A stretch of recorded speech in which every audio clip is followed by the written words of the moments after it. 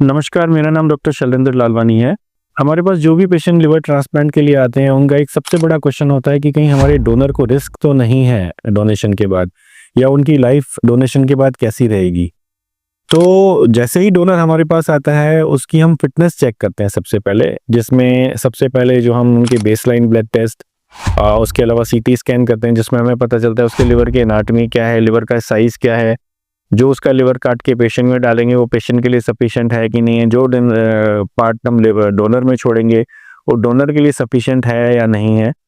तो काफ़ी सारे टेस्ट होते हैं डोनर के, उसके बाद भी उनके सारे फुल बॉडी चेकअप, जिसमें कार्डियक इलनेस हम देखते हैं, हार्ट तो ठीक है उनका, लंग्स ठीक हैं, उसके अलावा थायराइड अगर कोई फीमेल है तो उसका गायनी चेकअप, बहुत सारे सीरीज ऑफ टेस्ट होते हैं डोनर की फिटनेस देखने के लिए।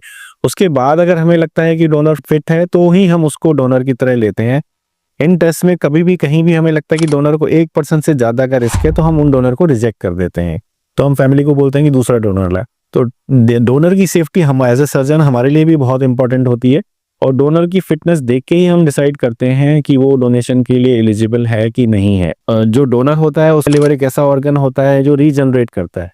तो जैसे ही हम लिवर को 2 पार्ट में काटते हैं, रीजनरेशन इमीडिएटली स्टार्ट हो जाता है, और 2 से 3 हफ्ते के बीच में डोनर का लिवर जो पहले जितना साइज था उसी साइज का हो जाता है। एनाटॉमी सेम नहीं होती है, बट साइज वही हो जाता है, और डिस्चार्ज से पहले तक डोनर के जो लिवर फंक्शन टेस्ट होते हैं ऑलमोस्ट नॉर्मल हो जाते हैं। तो डोनर की सेफ्टी एज ए सर्जन मेरे लिए भी बहुत इंपॉर्टेंट है, और डोनर की फिटनेस देख के ही हम डिसाइड करते हैं कि वो डोनेट कर सकता है या नहीं कर सकता है।